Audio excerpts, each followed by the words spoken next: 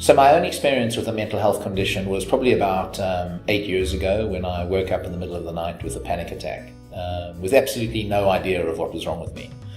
That led me to going to a doctor, because I was so scared about this experience that I'd had. Kind of thought that I was going to die that night. And the doctor asked me all sorts of questions, ranging from what was my energy like, what was my sleep like, what was my appetite like, through to had I had any suicidal thoughts. And the answers to a lot of those questions were yes, and that I wasn't sleeping well, I'd lost energy, I had lost focus, and he diagnosed me with suffering from anxiety stroke depression. And that was my first experience 8 years ago of a mental health condition in the workplace. And I think the way in which I got myself better was very much being open about how I was feeling. I was not embarrassed about the fact that I was suffering from depression or anxiety. And I therefore reached out for help. And so I suppose it was a combination of great support from the organization I worked for, friends and colleagues, cognitive behavioral therapy, some medication, and then talking to somebody who really could empathize with my illness and gave me hope for the future. I think some of the things that one could look at to deal with work-related stress and maybe prevent oneself from getting ill in the first place probably comes from a thought that I've had around what makes up our overall well-being. I think our overall well-being is made up of four elements. How healthy are we at a physical level?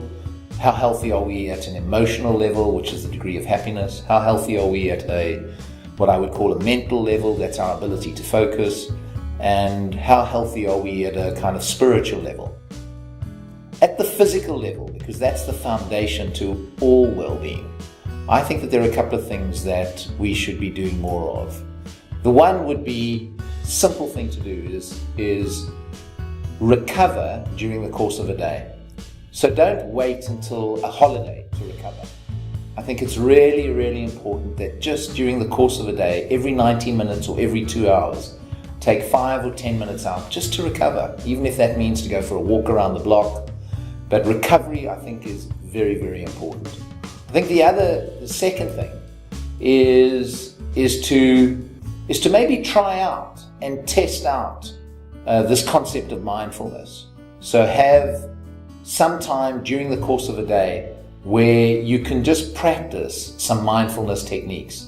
And there's some very good apps that are now available. There's an app called Headspace, which you can just download onto your phone, and you can take 15 or 20 minutes at the beginning of each day to just be mindful and present as you get into that day.